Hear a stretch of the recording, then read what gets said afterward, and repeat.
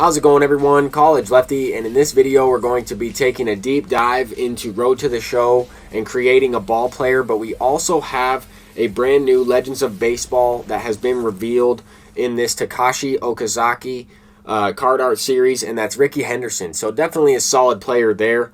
I'm going to go ahead and mute the microphone so you can check out what the developers have to say. I'm going to kind of edit and go through a summary of their stream. People, they really wanted the ability to have different ball players. They didn't just want to have the one. So you can do that now, and you can manage up to 10 ball players, and you can, different appearances, a different position, strength, those sorts of things. And all that is reinforced by a new ball player creation flow as well. So this year, when you go ahead and you go to make a ball player, you're going to select, what you want to do. Do you want to be a pure pitcher? Do you want to be a two-way player? Do you want to be a pure position player? And then from there, do you want to focus on power? If you're in a position for a position player, do you want to focus on velocity, or do you want to focus on break as a pitcher? And then, using those parameters, we kind of set up your ball player, and then you'll take that into Road to the Show. The intro to Road to the Show and the narrative of Road to the Show is going to respect those choices. That was another piece of feedback from last year. Everybody was a two-way player, and then pretty quickly you could opt out and go one way or the other. There are also some cool narratives and clips to go along with it. I think that Carlos Pena is listed here, and he could be a brand new legend in MLB The Show 22. We also have a clip with Joe Mauer. We see Ken Griffey Jr. and a bunch of other MLB analysts. I think that's pretty awesome. This year, with these changes, you're able to start Road to the Show in the position and doing the thing that you want to do, and then you take the narrative from there. So I think that's super important. Good to hear. You also mentioned me a few days ago that the progression systems have been adjusted. Oh yeah, absolutely they have. So that was actually another really big piece of feedback. The initial idea behind the ball player was, use your ball player in Road to the Show, use your ball player in Diamond Dynasty. You can, progress your ball player in all of these different areas. And we did see, quite a bit of feedback where people felt like Road to the Show should have been the focus. And so this year, what we've done is the progression has been revamped in a few different ways. The first one I'll touch on is going to be the fact that Road to the Show is how you progress your ball player. All of the missions and things that you'll be doing are all inside Road to the Show. We've also adjusted the reward rates, so you're going to be progressing faster than you were last year, so you should be getting more rewards more often. We have a bigger variety of rewards than we this year over last year, which is super exciting as well. And then the other side of it too, last year we had your programs, and they were tied to each individual archetype item. This year what we've done is, based on what you make in Roll Create, you have, in certain scenarios, you'll have a handful of archetype items, right? You'll have like up to 3 that you can use. And it doesn't matter which one that you use, you'll progress the same program. Once you get to the end of that program, you'll get another, bundle of archetype items, bronze to silver to gold to diamond. So you can experiment, right? Last year, if you wanted to try something different, you were kind of starting back at square one. And we wanted to avoid that this year to, promote experimentation and, let players mess around a little bit until they really find what they like. So Tony, what exactly are rewards when we're talking about the realm of ball player and Road to the Show? So the rewards are going to be a lot of the different avenues that you'll upgrade and improve your ball player, and they come in a few different types and versions. So the first one, and I think the most important one, which will be at the end of each program, is the new archetype for the next program, and that's going to be like a really big jump in attributes. They're focused in on your ball players, the choices you've made and your build. The other rewards that you'll get will be things like perks. Perks are going to be the things that you can slide into the archetype item. They're kind of like flavor items, if you will. New this year will be dynamic perks, which are situational, whether you're maybe ahead in the count or if you are on, say, your 7th pitch or something. They're different, scenarios that kind of kick in. And so those are going to be perks. The other thing we give away is equipment for your ball player. So whether it's bats or cleats, you'll be able to get new items that way. We also give XP. And the XP is what drives our featured program, which is a full reward track on its own. And then we also give you stubs, and the stubs you can take over to the community marketplace, maybe pick up equipment or pick up some new cards and whatnot, pick up some perks. And all in all, that full package is kind of like a full progression suite to help elevate your ball player, increase your OVR, and increase your abilities and your chances to get called up in Road to the Show. Yeah, play the game the way you want. Just by playing the game, you're going to end up doing these programs like you mentioned, and you're going to unlock tons of sweet rewards just by playing the game. Talk a little bit more about player agency and player programs, because we have a lot of new fans who are just now getting introduced to Road to the Show and Ball Player. How does a program work in Road to the Show? So the programs essentially, they are designed with a mission structure, if you will. And so for an example, like let's say you're a pitcher, you would go into the game, you get so many, you strike out so many people, then you'll get some program points. And that moves your program forward. As you acquire more points, you'll hit different tiers, you'll get new rewards, whether it's, perk packs, a new archetype item, stubs, XP, all those kinds of things are in there in the program. And so the design philosophy behind the missions is that it's a set of missions that you're gonna do while you play. It should happen kind of naturally and organically. Shouldn't have to go do anything crazy or something totally out of left field to do it. Just as you're playing your Road to the Show career, you should naturally progress these programs, and then you'll be getting rewards and items from there. Now, you mentioned player agency, and I think this is actually really, really big, because one of the other big things we did this year is pitch select. And so when it comes down to your pitch repertoire this year, you'll actually have a series of pitches at your disposal. If you're a pitcher, you can slide those things into your repertoire.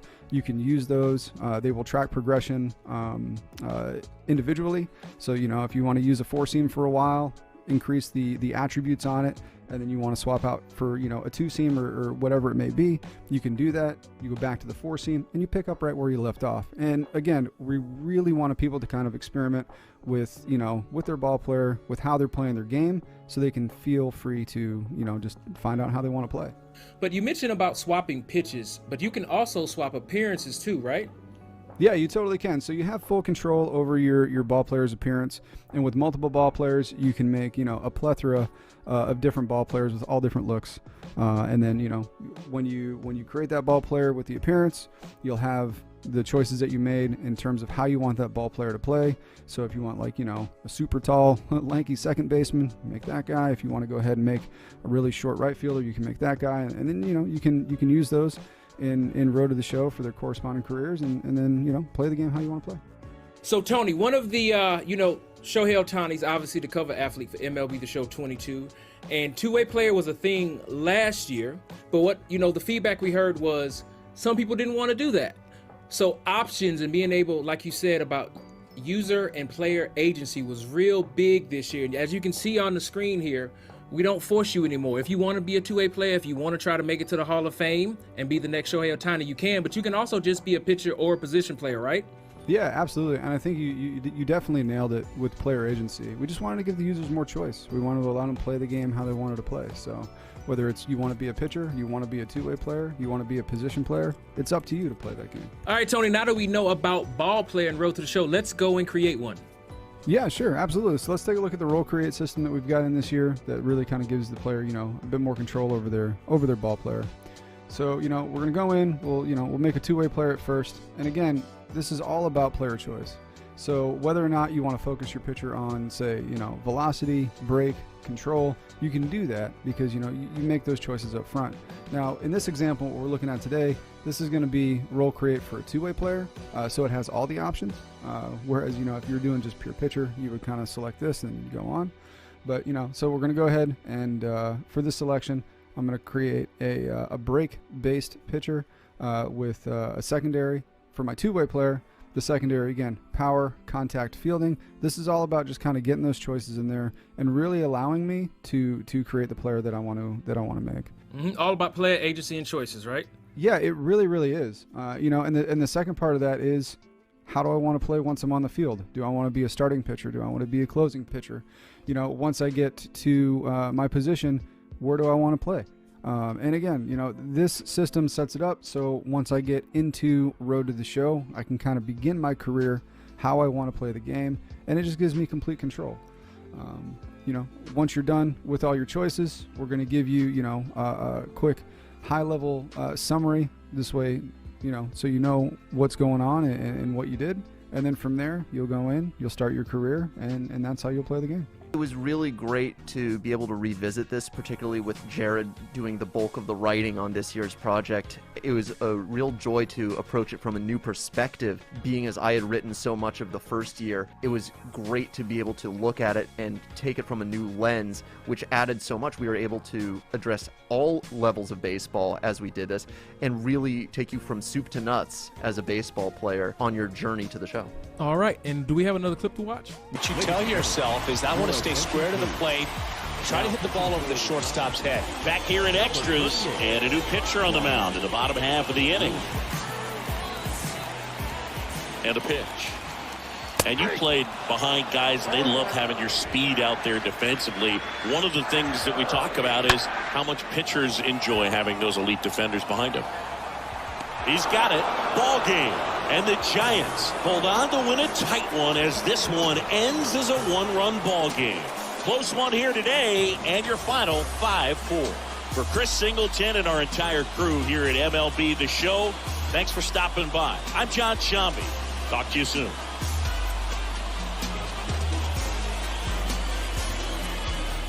We saw that a lot of people were missing the knuckleball. And so the ability to do this allows us to bring the knuckleball back.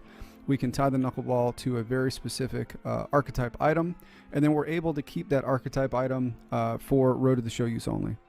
You know, one of the big things with being able to use your ball player in Road to the Show or use your ball player in Diamond Dynasty, there are some things that we couldn't allow online, but this allows us to, you know, bring some of those things back into the game, let players who are in Road to the Show have fun and play the game how they want to, without having to worry about you know, upsetting the balance that is online play. So we'll just come out and say it: no knuckleball use in online play, but for your offline Road to the Show ball player, you can use the knuckleball.